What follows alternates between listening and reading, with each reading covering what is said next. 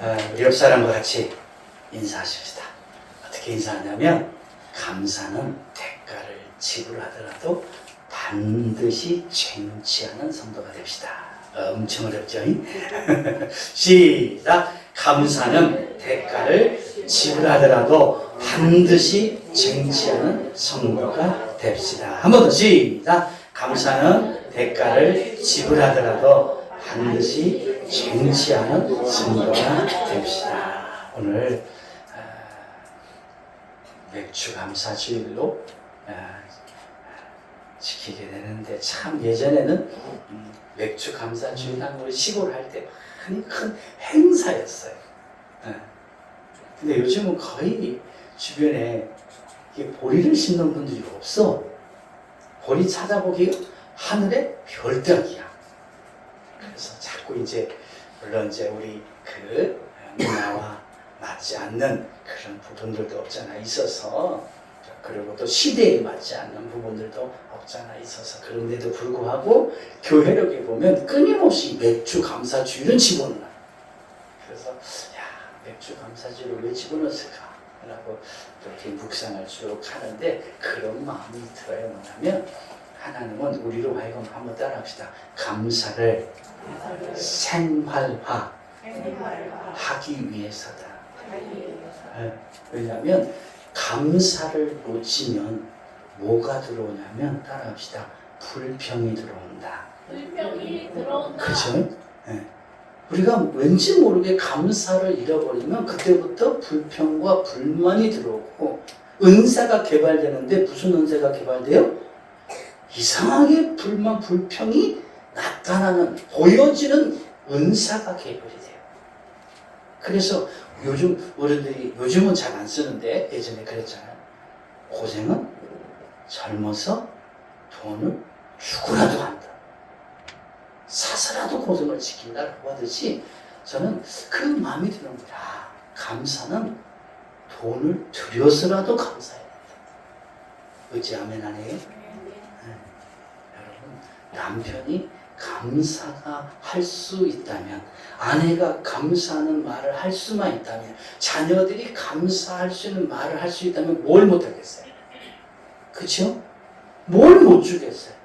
그런데 늘 불만 불평만 하고 늘 짜증내고 늘 뭔가 내 천자를 쓰면 주다가도 싫어, 뺏어버리고 싶어, 왠지 안 주는데도 미워. 그렇죠? 그런데 왠지 모르게 감사 계속 하면 주고 싶단 말이에요. 하나님도 그것을 바라고 있지 않는가. 그래서 제가 오늘 조금 좀 강한 그런 그 용어를 썼는데, 쟁취하는 성도가 되죠. 받는 성도, 갖는 성도가 아니라 빼앗는 성도가 되자라는 뜻이었어요. 여러분, 감사는 빼앗아야 돼요. 내가 빼앗지 않으면 한번 따라합시다. 빼앗긴다. 사단은 우리에게 가장 먼저 뺏어가는 것 중에 하나가 뭐예요? 감사를 뺏어가요. 감사를 뺏어가면 정말 우리들의 입에서 불만, 불평과 욕이 나와요. 그리고 상대방에 대해서 조롱하고 비웃는 게 나온단 말이에요. 그래서 여러분, 어떠한 대가를 지불하는 한이 있더라도 한번 따라합시다. 감사는 반드시 쟁취하자. 여러분 끝으로 가자. 그래서 그 감사가 넘치면 나도 살지만 내 가족도 살아가는 거예요. 맞지요? 가족이 살아가요. 문제 있는 아이의 반드시 그 집에 가면요, 감사가 없어요. 끊임없이 원망하고 누구 때문이라고 핑계하고 질타가 많아요. 근데 아이들, 밝은 아이들, 좋은 아이들 보면 늘 집안에 뭐예요? 감사가 있어요. 그런데 이 감사는 한번 따라합시다. 우리가 만드는 것이다. 우리가 만드는 거예요. 남이 주는 게 아니에요. 우리가 만들어야 돼요. 감사는 저절로 이루어지는 게 아니라는 거예요. 반드시 우리가 만들어야 돼요. 힘들어도 또 어려워도 자꾸 감사. 여러분, 할 때 감사가 더 보이게 되고 진짜 감사가 되는 줄 믿습니다. 그래서 여러분, 감사는 대가를 지불하더라도 반드시 쟁취해야 되는 하나님의 축복 중에 하나라는 거예요. 그래서 이 맥주 감사주일 때 우리가 하나 꼭 기억해야 될 것, 우리는 이 맥주 감사주일 때 아닌데, 또는 우리 아버지 좀 그런데 하지 말고 끊임없이 하나님은 모든 삶 속에서 감사를 하라. 아니, 감사를 쟁취하라. 감사를 얻으라. 감사의 삶을 살아. 라고 말씀하신다는 말고 끊임없이 감사의 여러분 대가를 지불할 수 있기를 축복합니다. 지불해서라도 여러분 가져야 될 게 뭐예요? 감사라는 거예요. 감사가 없으면 늘 우리를 이상 내가 돈을 주지 않는데도 불만 불평은 와요. 희한해요. 원망은 돈을 주지도 않는데도 와요. 대가를 지불하진 않는데도 온다. 그러므로 여러분 다시 한번 감사는 대가를 지불하더라도 반드시 쟁취하는 성도가 되기를 예수님의 이름으로 축복합니다. 자, 이제 본문으로 들어가 봅시다. 빌라도가 재판을 마치고 예수님을 유대인들에게 넘겼어요. 유대인들이 너무 기분 좋아서, 로마인들도 너무 좋아서 예수님을 골고다까지 끌고 가서 십자가에 못을 박습니다. 예수님만 못 박힌 게 아니라 예수님 양 옆에는 두 명의 강도와 함께 셋이 그날 집행이 됐습니다. 예수님의 죽음은 한 개인의 죽음이 아닙니다. 예수님의 죽음은 온 세상 모든 사람들의 죄를 용서하시기 위해서 대속제물이 되어주신 구원자, 메시아, 우리의 구주, 하나님의 보혈의 죽음입니다. 그래서 예수님의 죽음은 우리에게 영원한 생명과 천국의 문을 열어주었고 제3의 해결과 함께 하나님의 자녀가 되는 권세를 주셨습니다. 예수님의 죽음은 우리에게 있어서는 가장 행복한 하나의 사건입니다. 그래서 예수님의 죽음을 볼 때마다 우리는 좀 묵상해야 될 게 있어요. 그분의 보혈로 내가 구원받았다. 내가 오늘 이 자리에 있다. 내가 지금 영원한 천국에 들어가게 됐다. 라고 하는 감사를 묵상할 수 있기를 축복합니다. 십자가를 볼 때마다 또 교회의 십자가나 또는 강단의 십자가나 개인적으로 집안에 있는 십자가를 볼 때마다 정말 그 십자가에서 우리를 위해서 죽으신 그 예수님을 계속해서 묵상하고 그분에게 감사하고 그분의 뜻대로 살아가기 위해서 몸부림칠 수 있는 우리의 신앙 고백들이 늘 일어날 수 있기를 축복합니다. 자, 오늘은 이 십자가의 죽음이라고 하는 부분보다는 오늘 본문을 보다가 좀 특이한 걸 하나 제가 발견을 해서 이 본문을 통해서 우리에게 주는 메시지가 뭘까라는 참 묵상을 한 주 동안 쭉 했었어요. 그 특이한 게가 뭐냐면 바로 이거예요. 그냥 보통 그 당시에도 사형자에 대해서는 죄수에 대해서 특별히 십자가에 못 박는 최고의 형에 대해서는 이 머리 위에다가 죄패를 붙이게 되어 있어요. 그래서 예수님의 옆에 있는 두 사람의 머리 위에는 살인자, 강도라는 형말이 붙어 있어요. 그래서 사람들이 저 사람 왜 죽이는 거야? 강도래, 살인자, 죽어 마땅하네 라는 것을 알려주기 위해서 그래요. 그런데 예수님에게는 그 죄표가 이상한 글이 써 있어요. 어떤 글이 써 있어요? 우리가 읽었잖아요. 뭐라고 써 있냐면요, 나사렛 예수 유대인의 왕이다. 나사렛 예수 유대인의 왕이다 라는 말을 썼어요. 저는 저 글을 이렇게 보면서 그것도 히브리어, 헬라어, 로마어로 써 있어요. 그럼 이런 질문을 한번 해봤어요. 야, 이 빌라도가 그렇게 은혜를 받았다는 것인가? 자, 빌라도가 잠깐 예수님하고 대화해서 이분은 죄가 없는 분이다. 그러니 나는 죽일 수 없다. 라고 유대인들과 얘기를 했어요. 그런데 유대인들이 너무 강하게 당신 그러면 가이사의 충신이 아닙니다. 당신 그러면 반역자의 동조자입니다. 그런 말을 통해서 내가 가이사한테 고발할 수도 있습니다. 그러다 보면 빌라도는 자기의 모든 것을 잃게 되지요. 그래서 예수님을 십자가에 못 박게 한 사람인데, 내어준 사람인데, 그 잠깐 통해서 정말 저 나사렛 예수 유대인의 왕이라는 그 메시지가 무슨 뜻인지 알고 적었다는 것인가? 그런 묵상을 하게 됐는데 결론은 아닌 것 같다. 그 정도까지는 아닌 것 같다. 그런데 희한하게 이 빌라도가 그 말을 썼어. 히브리어, 헬라, 로마어로 나사렛 예수 유대인의 왕이다. 그래서 이거는 비록 빌라도가 썼지만 빌라도가 쓴 게 아니라 한번 따라합시다. 하나님이 그에게 역사하셨다. 아멘이요.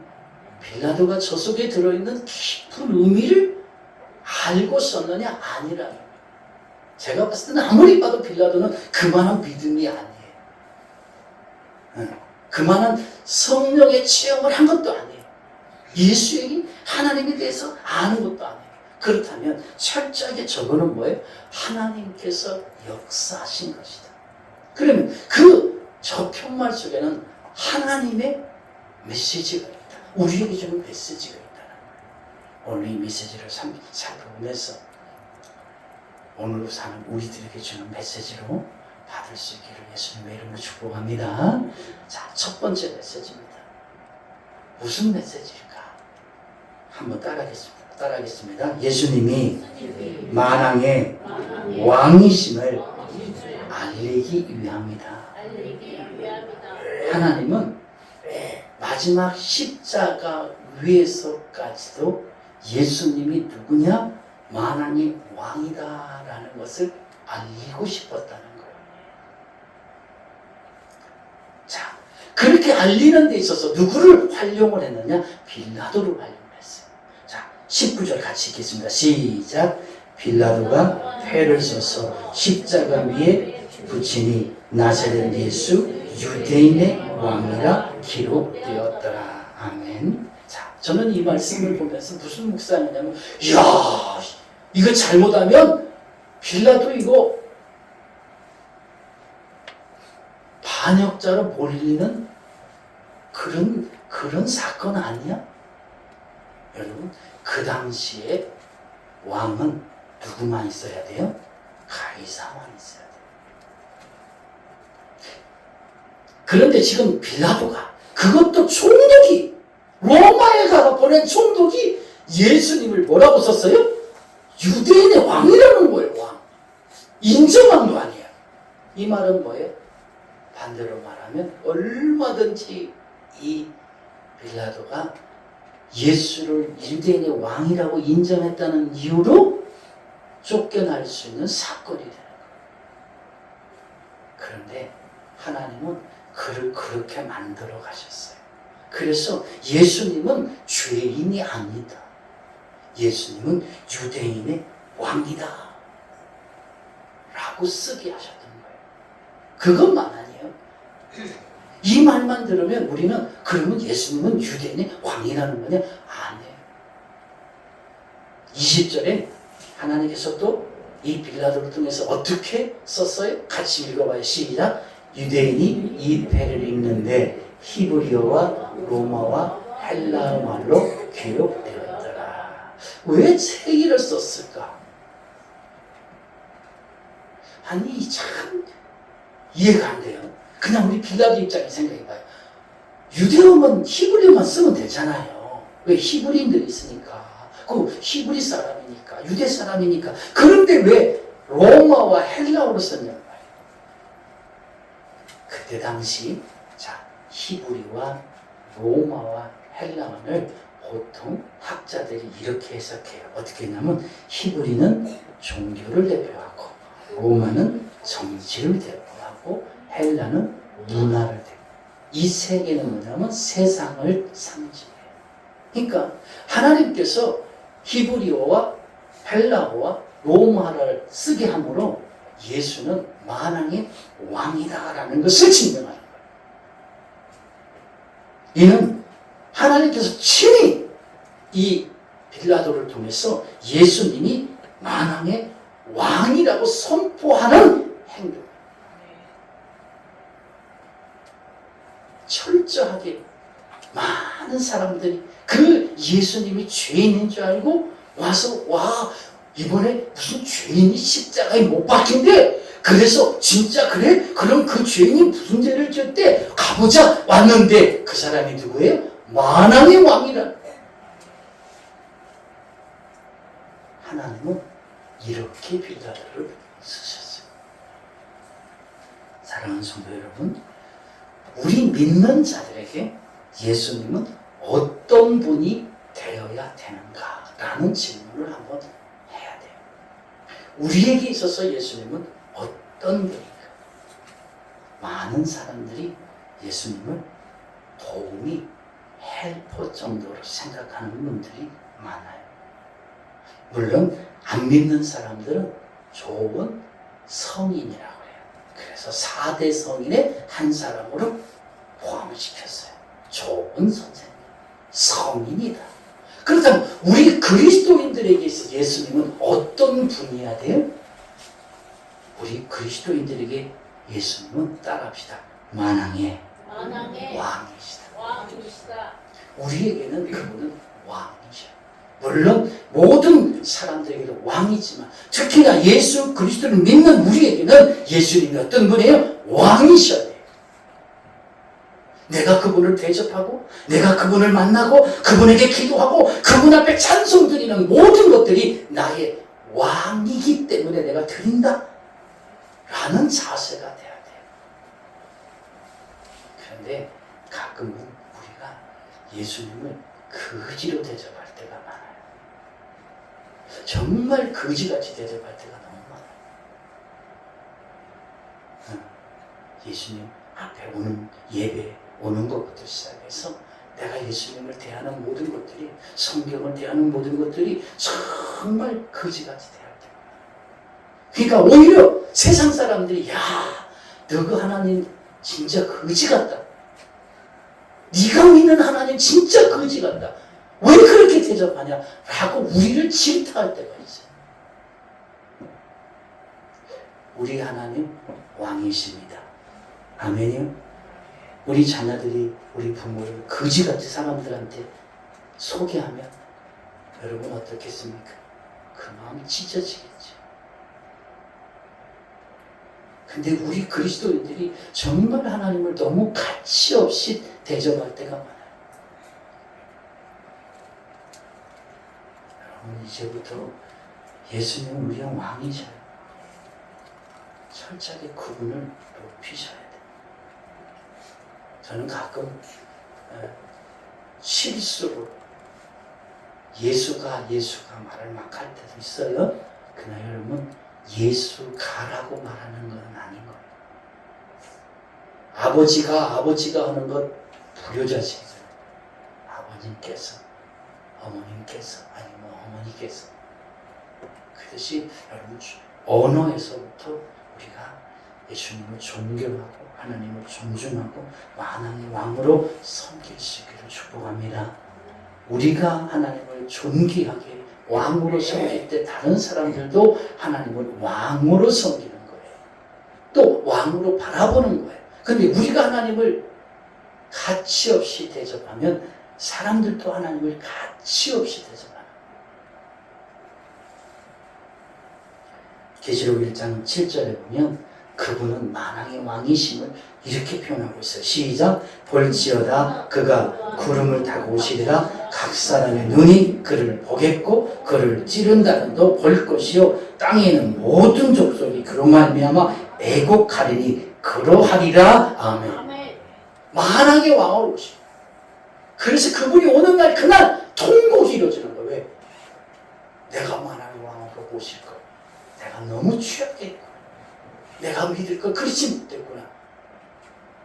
여러분, 그래서 어떤 부분에 있어서 그분 앞에 우리 언어와 행동과 생각을 정말 내가 왕 앞에서 한다 라는 자세로 행동할 수 있기를 주의 이름으로 축복합니다. 그것이 우리가 해야 될 일. 우리가 왕으로서, 하나님은 그 죽음 앞에서도 만민에게 예수는 왕이라고 선포했는데 우리는 예수님을 유대인처럼 가장 가치 없는 사람으로 소개하거나 보여준다면 그것이 죄가 아닐 수 없을 것입니다. 그러므로 우리 주님을 한번 따라합시다. 왕으로 왕으로 섬기자. 섬기자. 아멘이요. 왕으로. 두 번째로 우리에게 이 죄패가 주는 메시지가 뭐냐면, 다 같이 한번 따라합시다. 유대인의 유대인의 죄를 죄를 드러내기 위함이다. 드러내기 위함이다. 유대인의 죄를 드러내기 위함이다. 자, 빌라도가 죄패를 썼어요. 그 죄패를 보고 유대인들이 읽었어요. 그러고는 뭐가 잘못됐다는 거야. 그래서 빌라도한테 말하기를, 자 21절 시작. 유대인의 대제사장들이 빌라도에게 이르되 유대의 왕이라 말고 자칭 유대인의 왕이라 쓰라. 유대인의 왕이라고 쓰지 말고 자칭 유대인의 왕이라고 쓰라는 거야. 자, 이 말 속에 어떤 뉘앙스가 들었을까요? 주석들을 찾아보고 또 많은 이렇게 책을 찾아보니까 이런 말이 표현했어요. 유대인들이 자신들의 죄를 덮기 위해서 모든 죄를 예수님한테 뒤집어 씌우는 말이다 라는 얘기예요. 자, 예수님이 유대인의 왕으로 죽었다. 그래서 유대인들에 의해서 죽임을 당했다. 그러면 모든 죄는 다 누구의 잘못이다? 유대인의 잘못이다. 그런데 자기들이 지금 뭐라고 그러는 거예요? 자칭 유대인의 왕이라 쓰면 이 자칭이라는 말 속에 뭐예요? 모든 죄가 다 예수님에게 전가되는 거예요. 모든 것을 다 예수님에게 돌려버리는 거예요. 그러니까 끊임없이 아주 강하게 빌라도에 와서 유대인이라고 하지 말고 자칭 유대인이라 하라. 근데 희한해요.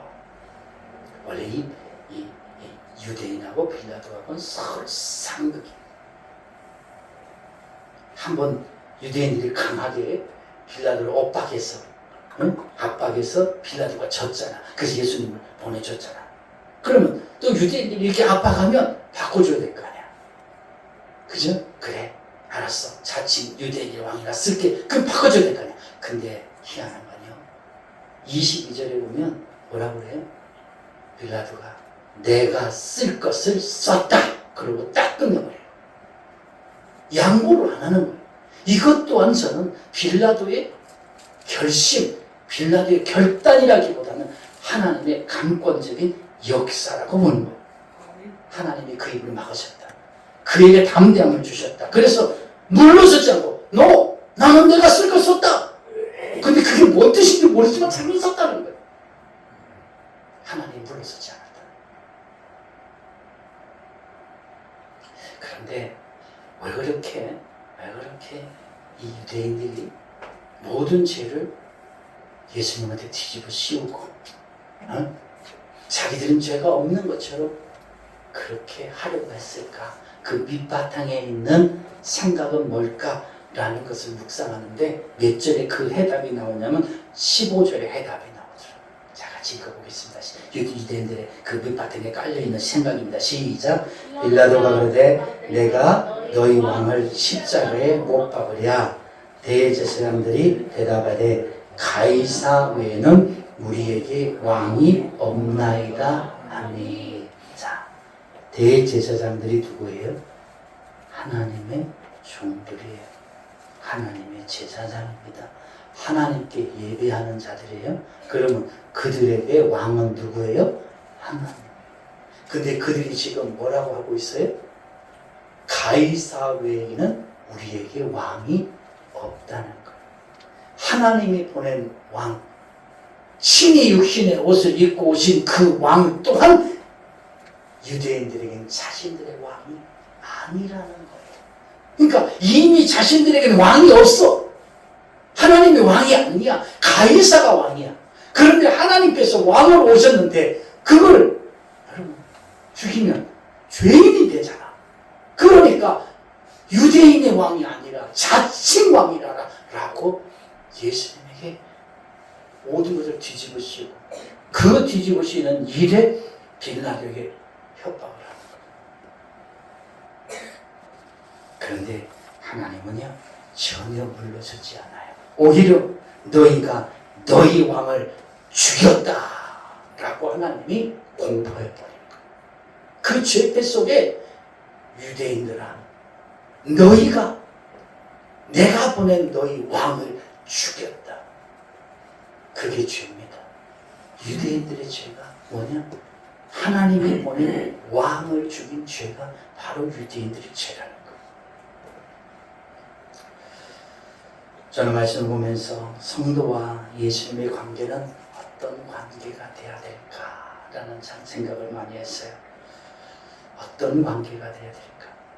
물론 친구도 돼야 되고 부자진의 관계도 돼야 되고 많은 관계가 돼야 되겠지만 가장 먼저 우리가 관계에 있어서 우리 자신을 잃어버리지 말아야 될 게 있다면 그것은 우리 모두가 예수님을 죽였다는 거예요. 우리가 죄인이라는 사실을 잃어버리면 안 돼요. 우리는 예수님을 십자가에 못 박은 죄인이라는 거예요.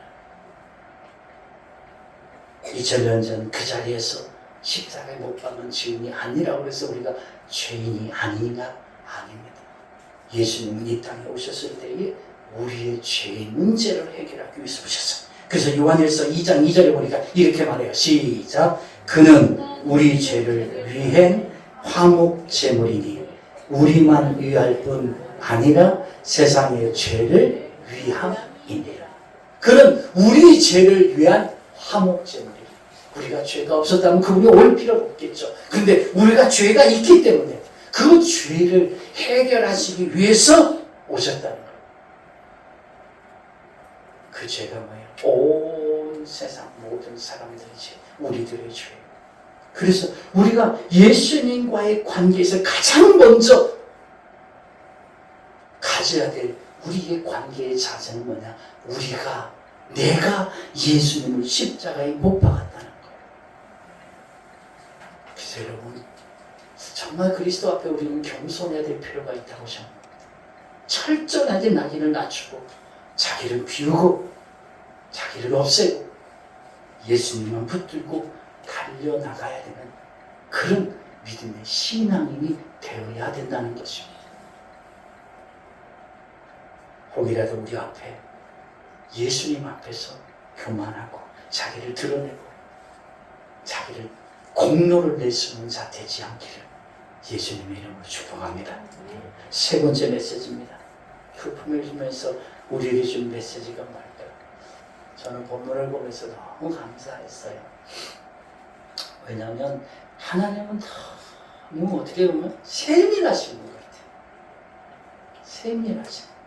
좀 이 앞에 두 가지는 그럴 수 있다고 저는 봐요. 왜냐하면 예수는 만왕의 왕이다. 또 예수는 너희 유대인들이 죽였다. 너희 죄인들이 죽였다. 이건 하나님의 선포라고 볼 수 있어요. 근데 세 번째에서 더 은혜가 되더라고요. 자, 세 번째 한번 읽어보겠습니다. 시작. 성도에게 위로와 확신을 주기 위함이다. 자, 성도에게 자, 거기에 있는 성도들이 누구일까? 우리 한번 본문 보겠습니다. 몇 절이냐면 25, 26절입니다. 시작. 예수의 십자가 곁에는 그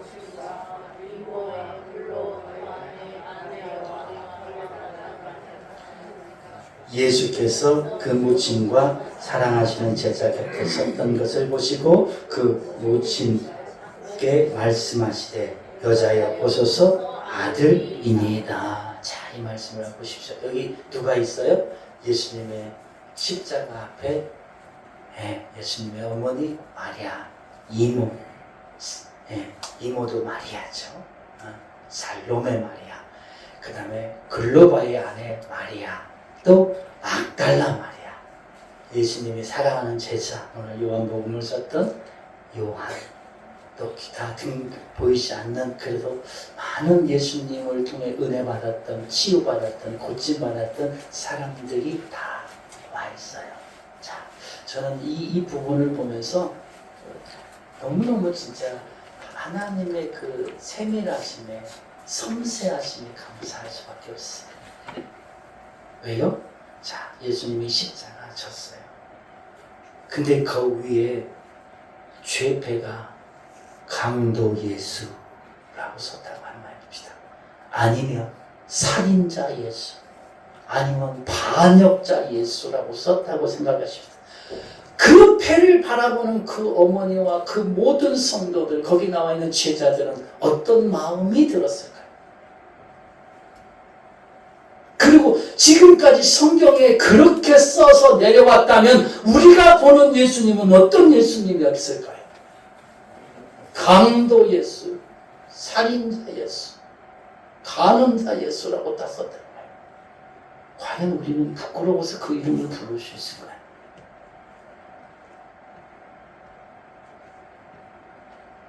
못 부르죠. 그리고 세상 사람들이 얼마나 조롱하겠어요. 그런데 그 죄패에는 죄목이 잡힌 것이 아니라 나사렛 예수, 유대인의 왕이다.